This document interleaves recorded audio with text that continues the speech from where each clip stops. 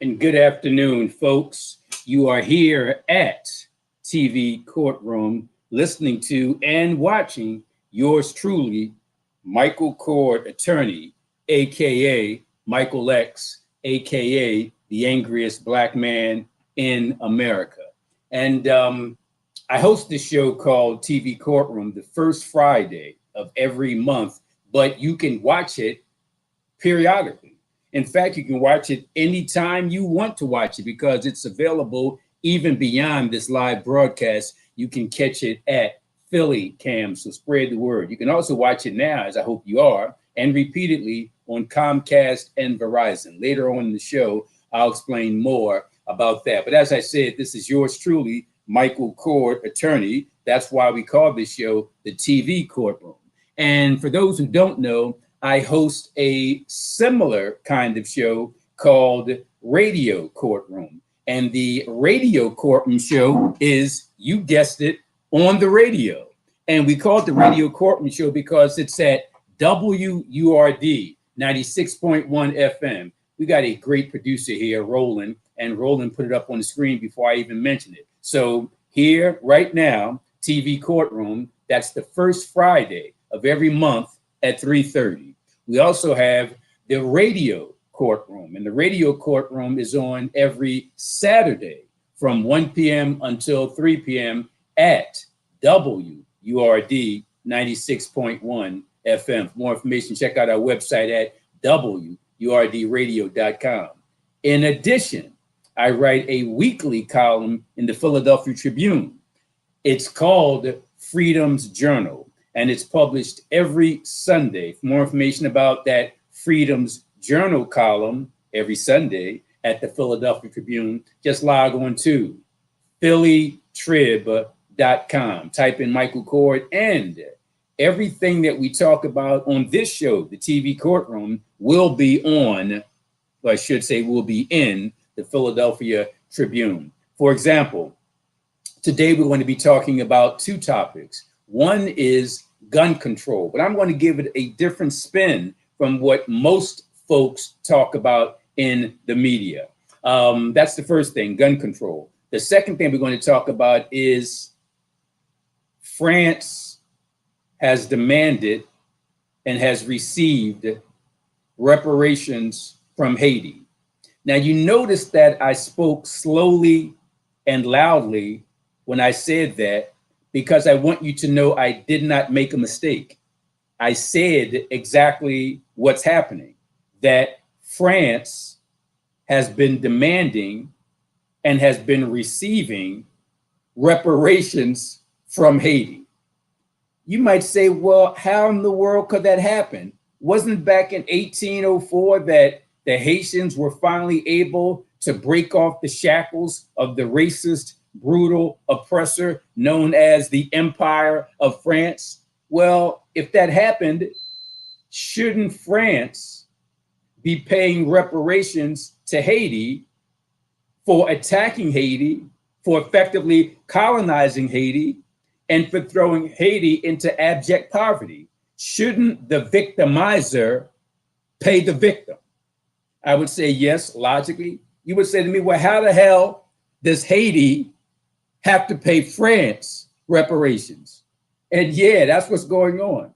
I can tell you a little bit about it, but there's a gentleman who can tell you much more about it, because not only is he an expert in the field, he has extensive political and legislative background. Why? Because he's the policy advisor and district representative to the Honorable Congressman Dwight Evans. And who am I talking about? Numa St. Louis, who once again is the district representative and this is very important, policy advisor to the Honorable Congressman Dwight Evans. And if I didn't say it before, I'll say it now. Numa St. Louis is a Haitian American. So he knows what he knows from his book sense, and he knows what he knows from his birthright sense, his cultural sense. So we're going to have some great information from Numa St. Louis, and you need to get your pens out. you need to get your pads out so you can find out how in the hell does an oppressed country have to pay reparations to the oppressor country? How could that be? Well, we're going to talk more about that later in the show. In addition, we're going to talk about what you can do to change things.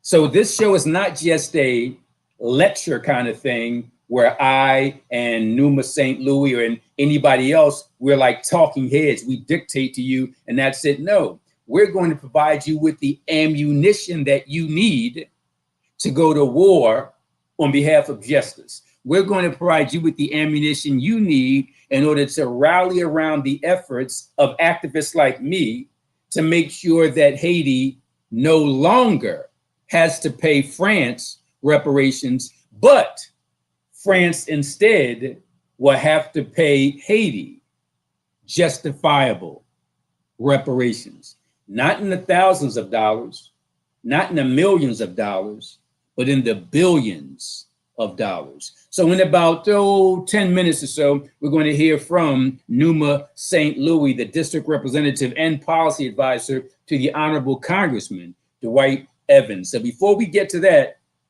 let me talk about an article. And by the way, my article about this issue is going to be published in the Tribune on Tuesday. You might say, well, Mike, didn't you say you write this weekly column in the Tribune? And that column is published every Sunday and it's called Freedom's Journal. Yeah, I did say that.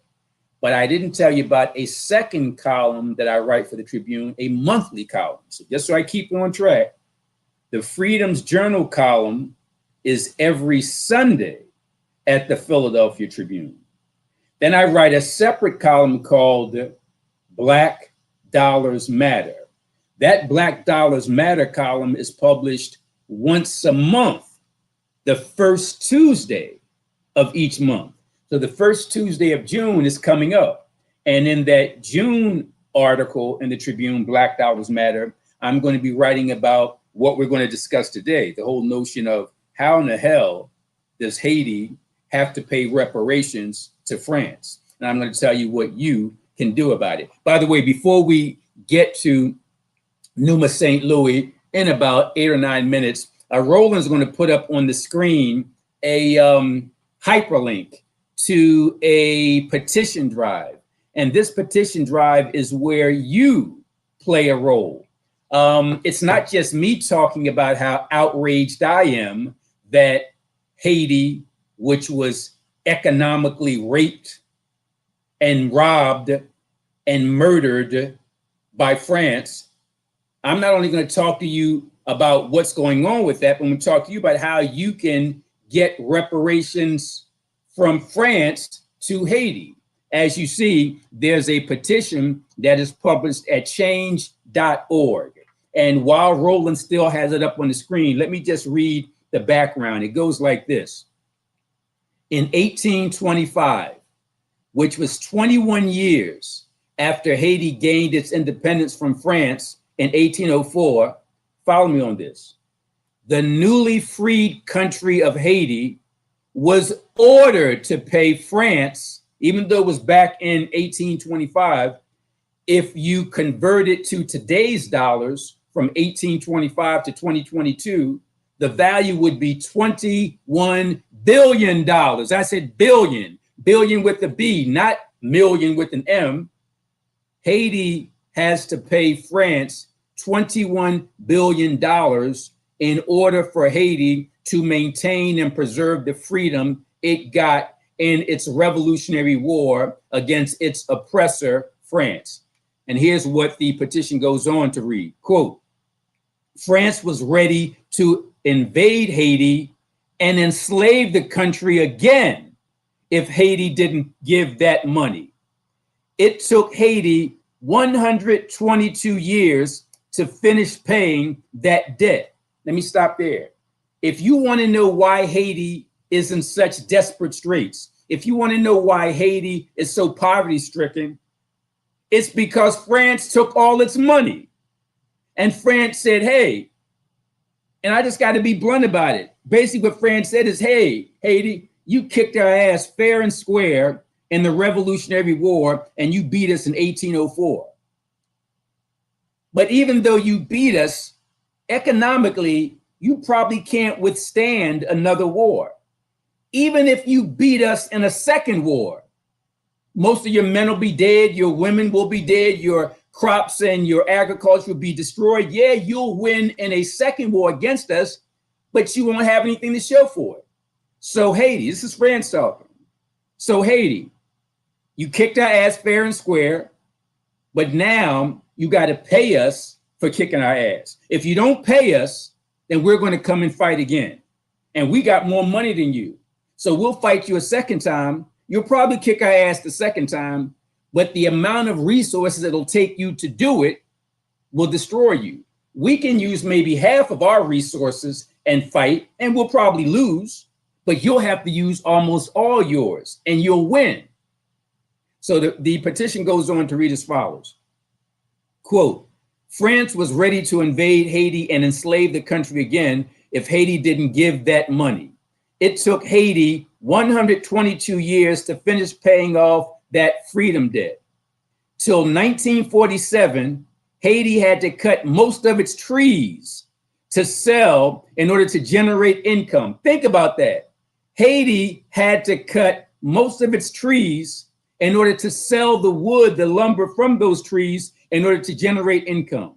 Haiti also had to sacrifice its infrastructure money. So the money it would have normally made, as a country does operating its government, Haiti had to sacrifice its infrastructure money, its health, and its education in order to pay France. So when you see the Haitians looking at an abject, total poverty, imagine the worst kind of poverty you see here in America. Say, for example, in the Appalachians, say, for example, in North Philly.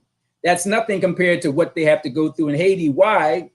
Because Haiti had to give up what little it had to pay France back. Let me read more. Nearly 200 years later, Haiti is still struggling and unable to recover from that debt. It's now time that France pay Haiti that $22 billion back. The numbers vary. Some say 21 billion, some say 22 billion, but for me, it's the same thing. And I'm sure a lot of you are probably shocked and had no idea that Haiti had to pay France. Remember, the Haitians didn't go to Europe and occupy France. The French came to Haiti and occupied and raped and pillaged and murdered and robbed. And now Haiti is in abject poverty. So it's always funny, you know, we see people in a certain condition and we judge them. Well, we never ask ourselves, how did they get in that condition? Many of you Black people, and I was about to say I'm not going to hate on y'all, but I'm going to hate on y'all. Y'all got these fancy jobs. Y'all got this excellent college education.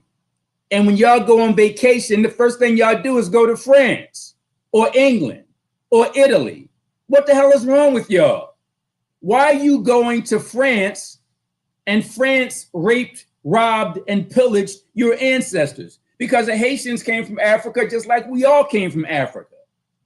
So you go to France because France has these great clothing designers and this delicious food in France. But where did France get the economic wherewithal to have those great designers, to have that delicious food? You guessed it. They got it from raping, robbing, and pillaging, in part, Haiti. So you fancy Black people who went to these fancy colleges and got these fancy jobs, stop going to France.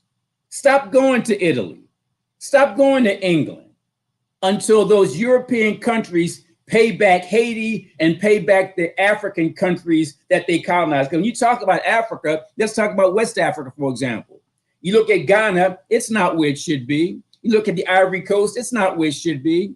You look at almost every country in Africa, and for the most part, it's not where it should be. It was where it should be in its glory days in ancient Africa before the Europeans figured out how to navigate on the oceans and seas and get to Africa and invade it. So I want to go back to the glory days of Africa. We ain't there yet. We ain't there yet because the Europeans came to Africa, less like they went to Haiti, and they raped, robbed, and pillaged. And now what do we, the descendants of those victims of that rape, of that robbery, of that pillaging, what do? We go to France for vacation. We go to England for vacation. We go to Italy for vacation. And all those countries and more got what they got from our ancestors. Because like I say, Last Poets, for example, they got a song called Before the White Man Came. I encourage you all to listen to that song. Just Google it. Just go to YouTube. Type in The Last Poets. Type in a song called Before the White Man Came. And we were doing our thing. And all of a sudden, in the 16th century, in the 15th century, Europeans figured out, for the most part, from Portugal, we all know about Prince Henry the Navigator, they figured out how to build big, fast ships that can navigate all across the world. And that was the beginning of the end for us. Anyway, what we're going to do at this time, because I'm getting all hyped up and I need somebody who is much more reserved and much more mellow and much more professional than I am. And that's none other than Numa St. Louis. And as I mentioned at the top of the show, Numa is the district representative and the policy advisor to the Honorable Congressman Dwight Evans. And about maybe a week or so ago, I happened to see an article in the New York Times. And this article talked about how Haiti has to pay France. And I'm like, I know the New York Times is a legitimate newspaper, but that just can't be right. How in the world would Haiti have to pay France? And France is the one that traveled across the seas to rape, to rob, and pillage. Well, a couple of days after I read that article, I get a text from Numa St. Louis, again, district representative and policy advisor for Congressman Dwight Evans. He said, "Hey, Mike, are you aware of this?" I said, "I just heard about it a couple of days ago." And he told me so much about it. I said, "Hey, Numa, don't tell me. I need you to tell my TV audience. I need you to tell my radio audience." So without further ado, probably the most knowledgeable person I can think of about the history of Haiti and what took place between France and Haiti, my good friend, Numa St. Louis. Numa, how are you today? I'm doing excellent, Mike. I'm doing excellent. How are you today? I'm doing very well. Thanks for asking. We're going to have you on, Numa, for about 20, 25 minutes or so. And if we have you on for 25 minutes, you're going to be talking for 24 minutes. I'm going to turn it over to you. So, Numa, first of all, talk a little bit about your job and what you do first. And then second, tell people how it is that you know what you know about this topic, that you didn't just Google some stuff last night and now come on TV. This is your life.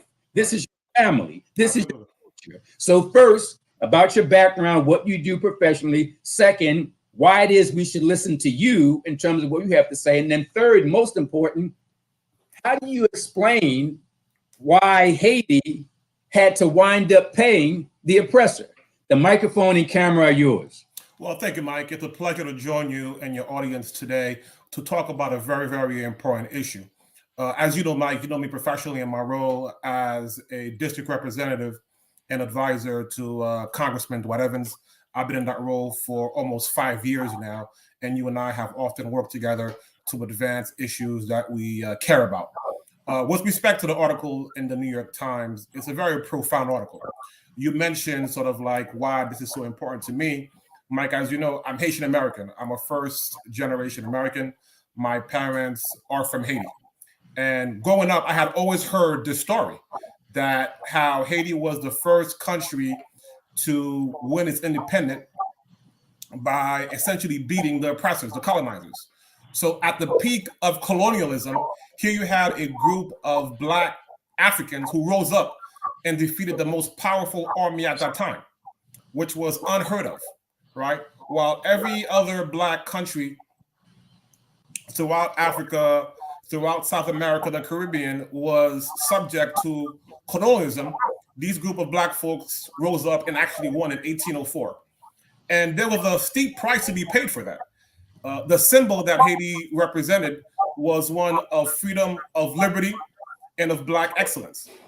And as the article pointed out, Mike, there was a concerted effort by the colonizers to make sure that other blacks didn't know the story, right? Because imagine other blacks hearing of blacks sort of like reversing colonialism, rejecting white supremacy, and essentially establishing their own state, okay? And they didn't want that story to be out there. But beyond that, but Mike, they also wanted to make sure that Haiti was a failed state, okay? Because they didn't want Haiti to represent a beacon of hope, right? Because the symbol of what Haiti represented was a defiance to white supremacy, was a defiance to colonialism. And they did everything possible. They literally colluded, right, to ensure this country was in distress, impoverished. And the way they did that, they constantly threatened it. Not just France, but Germany, Spain, England. They constantly threatened Haiti to reinvade it if Haiti did not pay this astronomical amount of money. So essentially, the leaders of Haiti at that time were tired of fighting and essentially agreed to pay France, get this, the oppressor. They paid the oppressor money so that they wouldn't reinvade them. And that money has essentially impoverished Haiti. So Haiti as a country started out in the red, right? In fact, Numa, let me stop you there. Let me stop you there because that's a key point you made. And it's one I haven't been able to explain well, and I know you can.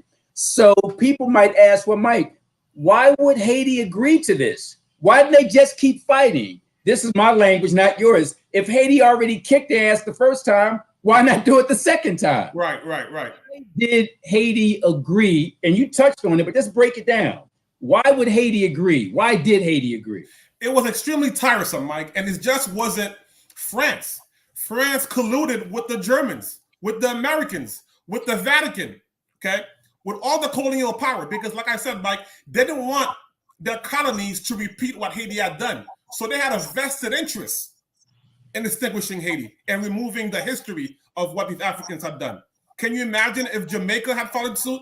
If Trini, if Black Americans here had done the same thing? So they did everything possible. And essentially what the Haitian leaders concluded that it was a losing battle, that they were better off paying this fee that took them hundreds of years to repay back. So the country started out in debt, in the red, right? So the country never had an opportunity to invest in infrastructure, right? A sewer system, an education system, because it was constantly paying this debt back to France, right? And we always hear in the press that Haiti is the poorest country in the Western Hemisphere. Well, there's a reason for that. Colonial powers ensure that the country was always in debt, always in the red for what it dared do to them. I got to tell you, Numa, you broke that down well because I'm thinking, okay, Haiti beat France the first time. Let's have a round two and beat them the second time. But you're saying it wasn't just France the second time. No. It was all the colonial powers ganging up. Exactly. So it makes sense that Haiti would say, we don't like paying this, but we don't really have an option right now. Exactly. They did not have an option. And Mike, you heard of the Louisiana Purchase. And school here, we were taught that American leaders were just so business savvy that they were able to sort of out with the French and purchasing Louisiana, which was essentially doubling the size of the United States. Well, the French were willing to give it away because they had incurred so much loss in terms of treasure and manpower. They wanted to replenish their treasury that they were willing to sort of like cut or essentially give away Louisiana to us, to the U.S., to sort of like compensate for their losses in Haiti. You know, I introduced you as the district representative and policy advisor. I should have included geographical and historical scholar because, I mean, we just started and I got a page of notes already. I feel like I'm in history class. Please don't stop. Continue. Yeah, Mike. So it's very important for us to understand the time frame we're talking about here. 1804, the 19th century, at the peak of colonialism, where the world was subject to slavery. That was the rule of law. That was the norm. And the defiance that the Haitians showed was unprecedented, Mike. It really was. So the time frame is very important that we recognize the achievement. Okay, not only that, we also heard of the great liberator, Simon Bolivar. He actually came to Haiti to get arms and resources to help liberate countries like Venezuela, like Bolivia, like and Colombia, based on the Haitian Revolution. So there have always been a resentment. And the article in the New York Times talk about that. The French always resented Haiti for what Haiti had done to them. And they've In always fact, felt, yeah. Professor, let me ask you this. Explain to me, because I brag about this victorious Haitian Revolution, but I can't explain it. How did the Haitians beat the French? Well, Mike, it's a combination of factors. There was a spiritual element to it. And there was also a psychological element to it, right? So not only were they extremely poised and organized in what they did, right? You also had this notion of the Maroons. So you had slaves that vowed to never be enslaved. Actually, the word Haiti means mountainous. It's a mountainous land. And you had Haitians, or Africans, I should say, that fled to the mountains. And in these mountains, they created their own society because the French masters were not going to chase them up the mountains, right? So they were able to plot, create their own society, and they went back to their roots, their essence, in terms of their religion, in terms of their values, their lineage. They went back. And that was the inspiration that gave them the strength, the power, the unity that essentially led them to defeat the most powerful army at the time, which was the Napoleon army. Talk about that whole spiritual element, because, no disrespect to Black folks in America today who are Christian or Catholic or Muslim, whatever, because they look at the Haitian thing and look at this voodoo thing and get all spooky. But if I wanted to break down the whole notion of the Holy Trinity and the resurrection and all that, I could make a joke out of that if I wanted to, but out of respect, I won't. Sure. But it's disheartening to me that Black folks will look at voodoo, for example, and get nervous about ghosts and monsters. Elaborate on that whole spiritual element you talked about. And we see that very often, right? I mean, they create a lot of negativity around that. They create a lot of negative imagery around that. But to your point, no disrespect to nobody's religion, but in terms of the Haitian Revolution, when we look at it, we see that there was a big element, which was the spiritual element, right? I mean, you have to ask yourself, before the colonizers came, we had a religion, right? We had a spirituality. We did not pray to Jesus Christ. And I think that's the sort of like going back to the roots, going back to the essence, right? Which is what they use as a force, as a guiding principle to help them achieve this. Because they were dealing with some brutality, with some barbaric behavior that had never been seen before in human history. I mean, the level of brutality, right? The rape, the beatings, right? The savagery that these folks were subject to was not only grotesque, but really immoral in many ways. And the inhumanity of them was really something to behold. So you're talking about today during international wars that there are rules of conduct. Yes. Rules of war. So you're saying that France ignored that whole notion and just did whatever any type of sociopathic criminal might do to a victim. Exactly. And when we think about war, Mike, we got to think about the psychological impact of it, right?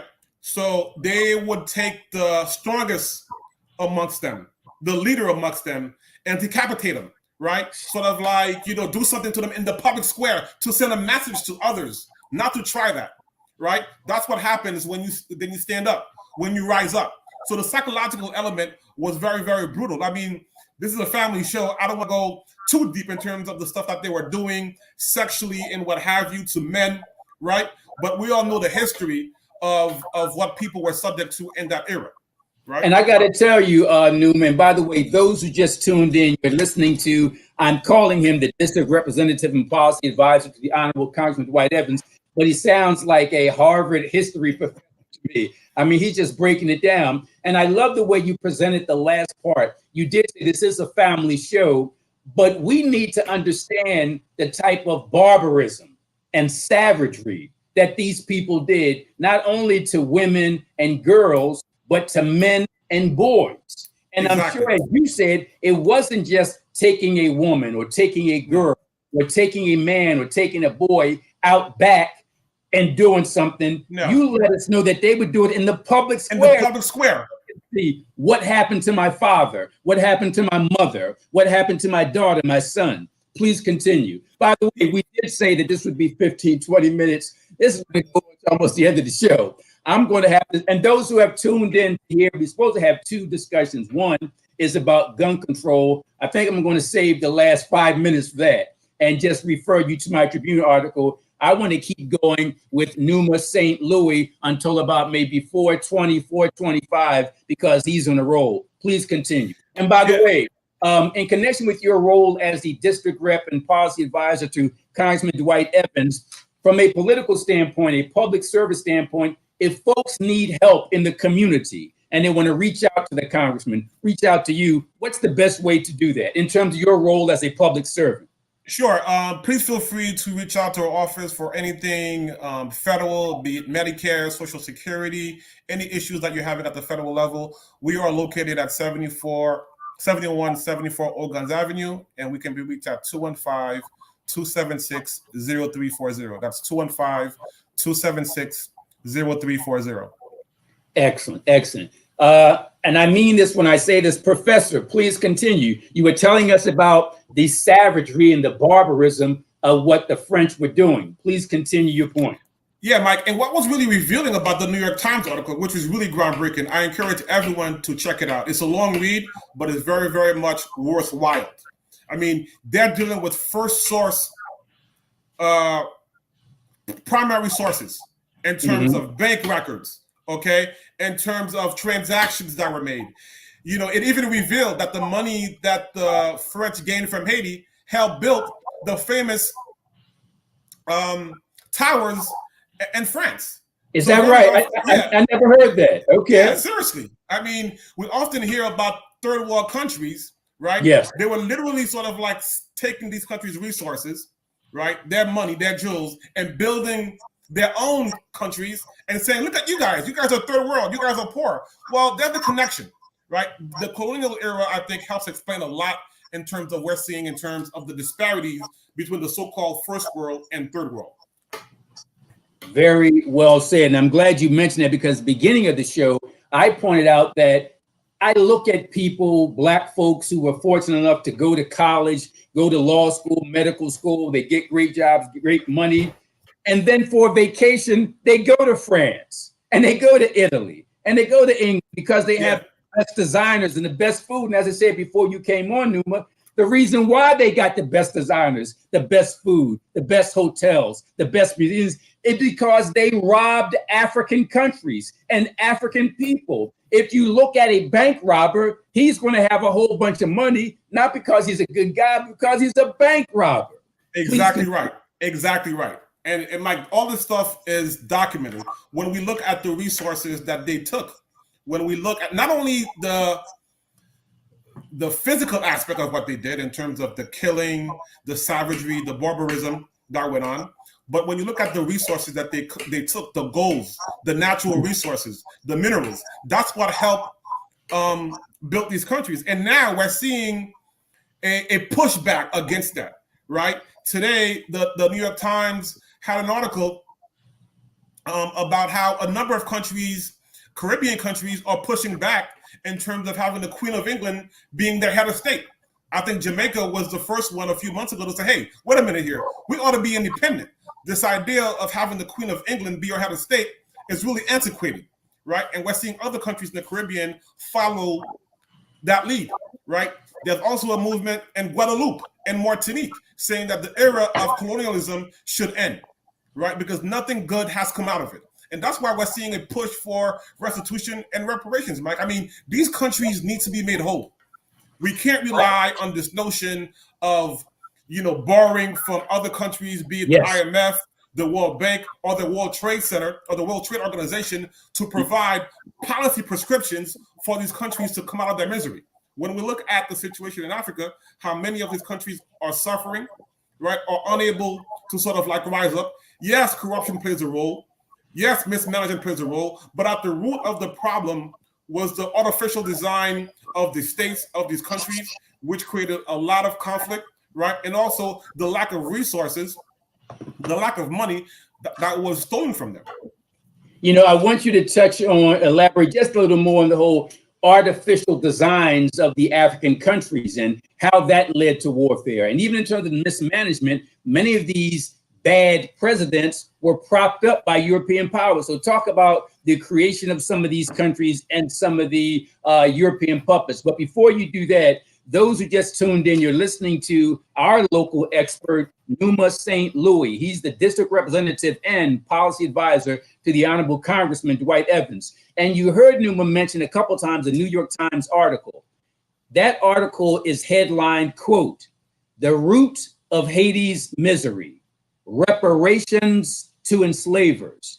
It was written by Catherine Porter, Constant Mayhout, Matt Apuzzo, and Salam Grabe-Decan.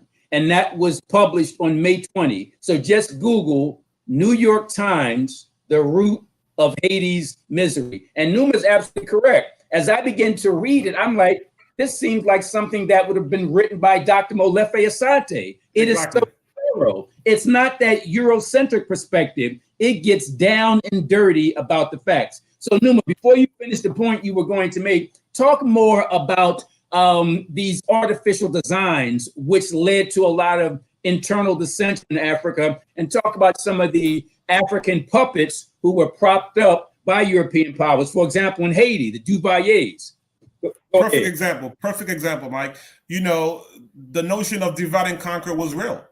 And they essentially created this sort of like artificial maps and states in areas that essentially put different cultures, different groups together and encourage them to fight and saying, you know what, Mike, you're better than Numa. You're lighter than Numa. You have blue eyes. He doesn't. And create all these sort of like fake differences, right? And created sort of like animosity and hate and division. We saw that time and time again play out, and these conflicts arose as a result of these maps. These colonizers essentially came together and created these maps without consulting with the local chiefs, with the local leaders, and created these sort of like fake maps that remain problematic today, which created a lot of civil war and conflict. Like, I love the term you use. You use the term Eurocentric, and that's precisely right, because nothing offends me more when I hear Christopher Columbus discovered America. Here you have a rapist, right, that they were still willing to sort of like uplift, to create a whole myth around him as this great navigator, as this great hero, and we know what he's done. But it goes to show you the extent to which they would go to create these fake narratives to prop up their ancestors, irrespective of their deeds, right? I mean, how offensive is it to Native Americans to hear Christopher Columbus discovered America? And now we're hearing this whole notion of CRT, and they want to push back on that because certain kids are being made to feel uncomfortable. And I'm like, wait a minute, what about Native Americans? How are they made to feel? To hear year after year that Christopher Columbus discovered America when they know their ancestors have been there for centuries? Very well said. Again, those who just tuned in, you're listening to the voice of the district representative and policy advisor to Congressman Dwight Evans, Numa St. Louis. And Numa is talking to us about this recent New York Times article that you really need to read. It's a powerful article that explains a lot, because I got to admit, before I begin to understand the history of Africa, I'm not going to say that I was embarrassed about Africans and Africa, but I did feel like, wow, why don't we have these fancy hotels? Why don't we have these fancy planes? Why don't we have these fancy White Houses? Why do we always seem like we're struggling? And when you begin to read the type of article that was in the New York Times, until you hear from people like Numa St. Louis, you don't understand how we got here. You see a rich man and a poor man, and you praise the rich man today, Friday, not realizing that yesterday, on Thursday, he robbed the poor man who was once very rich of everything: his name, his land, his culture, his liberty. All you see is the after effect. Is the outcome, right? The surface. Numa's breaking down to us what's beneath the surface. It's now 4:10. Numa, we're going to keep this thing going till about 4:20. So the next 10 minutes are yours. Yeah, Mike. So I think right now the case of Haiti is really a case study of colonialism, the impact of it, and the legacy of it. And now, Mike, as you know, there's a petition that is going around. I would encourage people who feels what France did to Haiti was very wrong, was immoral, was inhumane, to have people pay for their independence, to sign this petition. Mike, I believe you're going to have it up. I see it right now. It's up now. Yep. I would encourage people to sign this petition to let France know, right, that what they did to Haiti was not only wrong, they essentially put the country in a path of misery, right, in a path whereby it can't educate its children, it can't create opportunities because it's constantly in chaos. And this chaos is rooted in the relationship with France. And we're demanding that France make Haiti whole again. We're demanding that France make Haiti whole again to give the country a chance to develop, to invest in its people. And that makes perfect sense. I know that Haiti is struggling. That's obvious. No, that Haiti has been struggling, but there has to be some bright spot somewhere. Absolutely. If you were the tourist director for the country of Haiti, what would you tell people? How would you tell Haiti, acknowledging some of the problems, but it's got to be something great there. It's got to be some things great there. I don't want people to think about any African country and only look at it as, when I say African, I mean run by and occupied by Black people, wherever it is. The Black diaspora, right? That's exactly it. So talk to us about some of the positives about Haiti. And before you do that, for those who tuned in late, tell us about your personal ties to Haiti. Right. So like I said, I'm a first generation American. My parents are from Haiti. I actually spent some time in Haiti. I have family in Haiti, so I have a vested interest in Haiti. And I'm so glad you asked that question, because very often when we hear about Haiti, it's usually in a negative light. And Haiti at one point was called the Pearl of the Caribbean. They're the reason why it was the richest colony in the history of the world, right? Because it produced the most chocolate, the most coffee, or rum is top-notch. Beaches were top-notch. You talk about culture, you talk about language. In fact, Haiti, or Haitian language, Haitian Creole, is the only language that is consistent with the format of linguistics, in the sense that it has the vocabulary, it has the grammar, it has the alphabet, etc. So there's a lot of pride amongst Haitian. I'm glad you mentioned that, because I went to Cheney to become an English teacher. Yeah. I kind of stumbled into the law, but my point is, people look at English, which logically makes no sense. I mean, you got the PH for the F sound, and you got psychology starting with a P. When you talk about Creole, it's much more logical and understand than a language, for example, like English. We got about 7-8 minutes left. Professor Numa, please continue. Yeah. I'm calling you the tourism director. Tell us. Right. Yeah. So if you take the Americas, for example, right, from North America, Central America, South America, and the Caribbean, most countries speak the mother tongue. And what I mean by that is the language that was given by the colonizer, right? So throughout sort of like South America, most countries speak Spanish because it was once occupied by Spain. Or in the case of Brazil, it speaks Portuguese because it was occupied by Portugal. And us, here in America, we speak English as a result of the Brits. Now, Haitians, not only do they speak French, but they have their own, not patois, but a language that they call Creole. That linguist from Harvard has deemed to be a full language, like I said, consistent with linguistics and so forth. So that's something that we're very proud about. We're very proud of the Haitian Revolution. We're very proud that Haitians actually came here and fought in the American Revolution, right? The great city of Chicago, for example, was discovered by a Haitian person, Point du Sable. So we've done a lot to contribute here in the U.S. We have a lot to offer, and Haiti just needs a chance. Haiti just needs a chance to be able to dictate its own future, be made whole, and I guarantee you the country will be towards a different path of revitalization and renaissance. You know, great information, great background. This is exactly the kind of thing we need to know about. Before we run out of time, once again, give us your contact information once again, in case folks have questions about public service. In terms of my role professionally, anybody that needs help with a federal matter, our office is open. We're open Monday to Friday. We take great pride in providing top-notch constituent services. That's our bread and butter, is to be responsive and to do our best to help our constituents out.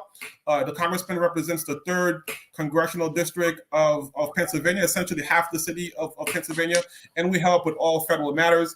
Any issues that you're having, that you're seeking assistance, please feel free to call us. We can be reached at 215-276-0340. That's 215-276-0340.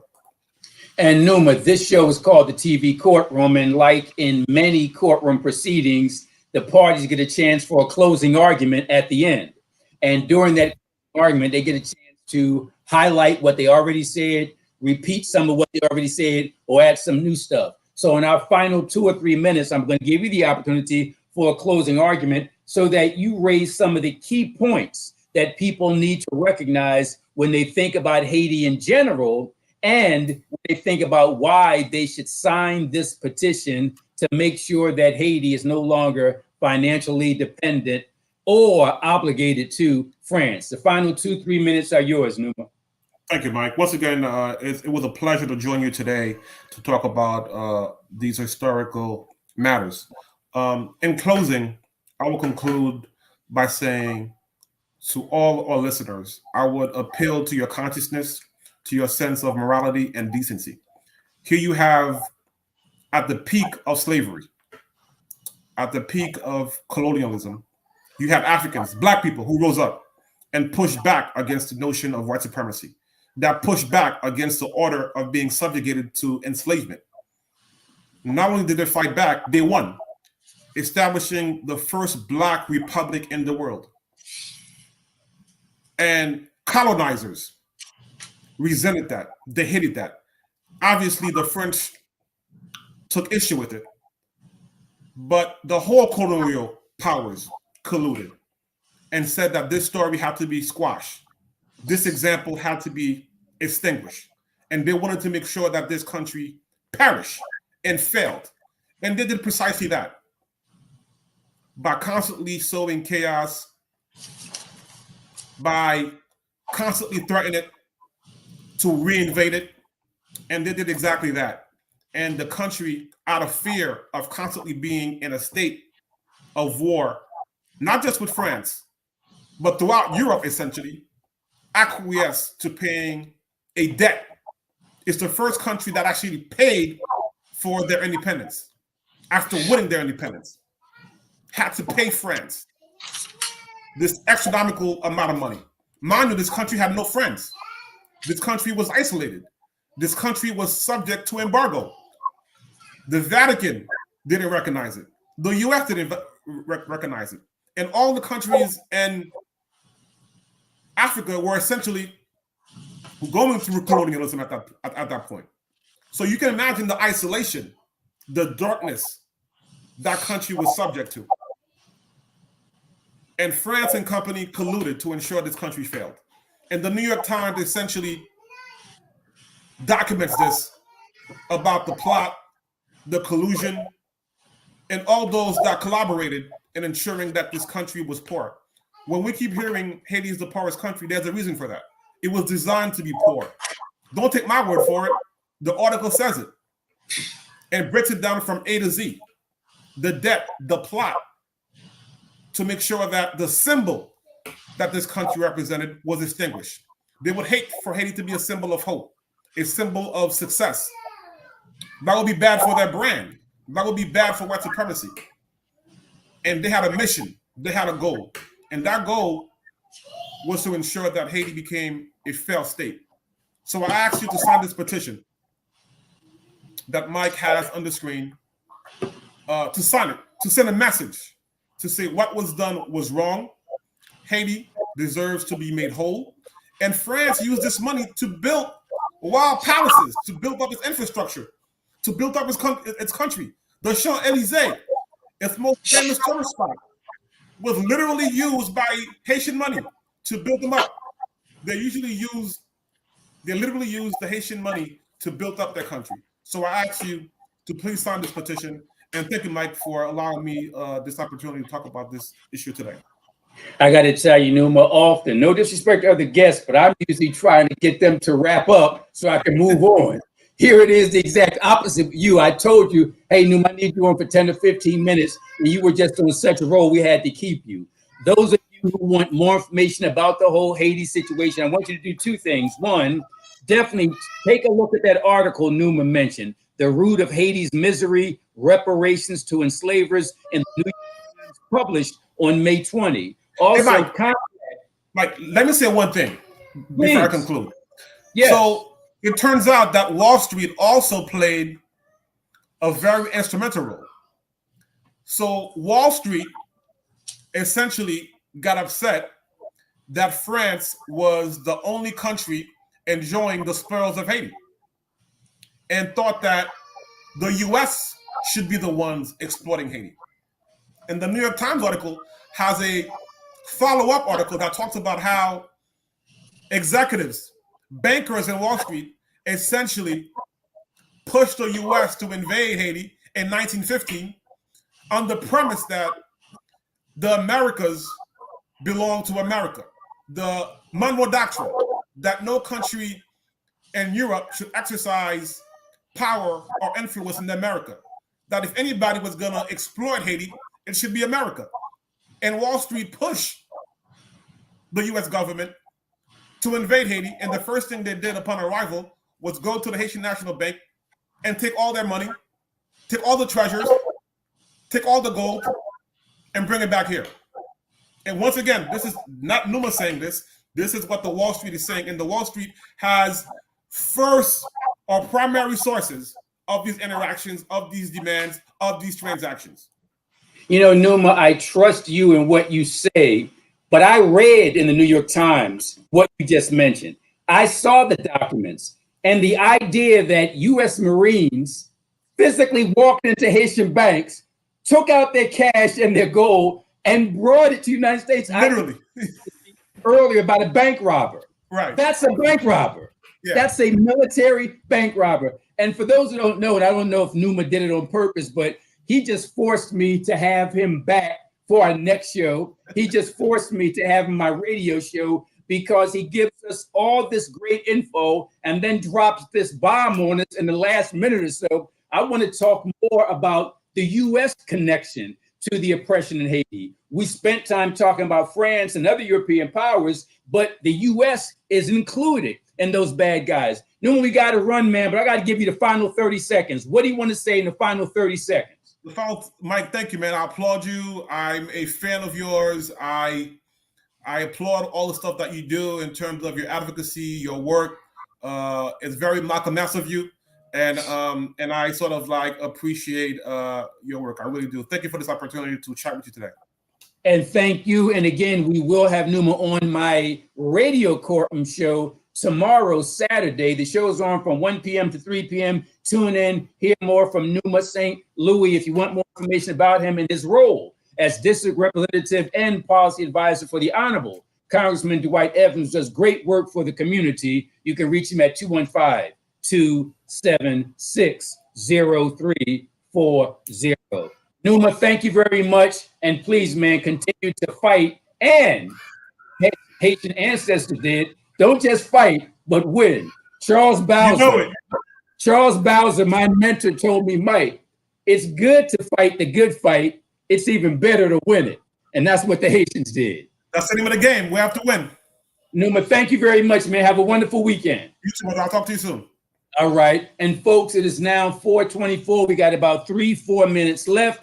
And I was hoping to do a split, half the show talking about Haiti and how The French are still robbing the Haitians, but we didn't have enough time. So we actually spent 90% of the show on that topic and don't have enough time to get into the gun control issue. So in the final 2 minutes or so, let me just do a speed read thing here. But first, let me tell you this. What you have to do to get more information about this article I wrote in the Philadelphia Tribune. And the article is entitled, Gun Control Laws Will Pass Only When More Blacks Get Guns. Gun control laws will pass only when more blacks get guns. And if you want to read everything in that article, just go to phillytrib.com, type in CORD, type in gun control. That's phillytrib.com, CORD, C-O-A-R-D, gun control. And in the last minute or so, let me just read the pertinent portion. The article starts like this.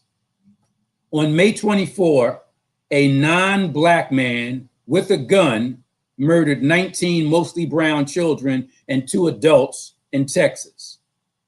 On May 14, a white man with a gun murdered 10 mostly elderly black persons in a New York supermarket. On March 22 of last year, 2021, a non-black man with a gun murdered 10 persons at a Colorado supermarket. And on June 17 of 2015, a white man with a gun murdered 9 black persons at a South Carolina church. And I go on to write the following. And don't forget about the white men or other non-black men with guns who since the year 2000 alone murdered people in double digits. For example, in Orlando, Florida, 59 persons murdered. In Nevada, 60 persons murdered. And I just have a list of all the mass murders that took place within the last 22 years alone. And then I write the following. I got about a minute left. White men with guns are dangerous, murderously dangerous, and it ain't nothing new. And I talk about the history of white men with guns from Christopher Columbus in 1492, from the Pilgrims in the 1700s, all of that stuff. Actually, in the 1600s, the Pilgrims came, people think they came with those big hats and the buckles and the Bibles. No, in 1607, when they arrived, they had guns. Now, it's funny because the NRA, the National Rifle Association, appears to be a group that is opposed to gun control of any sort. But the NRA and other gun advocates, for the first time in their history, back in 1967 in California, a gun control law was passed. Why? Because the Black Panther Party decided that they needed guns to protect themselves, like white men since 1492 and 1607 felt they needed guns to protect themselves. And since the NRA was founded, throughout their entire existence, they were founded in 1871. They always supported people getting and carrying guns. They always opposed any gun control legislation. One exception, in 1967, the then governor of California, Ronald Reagan, a Republican, who later became president, he, along with the National Rifle Association, supported a gun control law in California that said people cannot carry loaded firearms in public. They said that only when the Black Panther Party had loaded firearms. For more information about this article, read it in the Tribune. I'm going to end this show by saying thank you for tuning in, and don't forget to tune in next month. Thank you.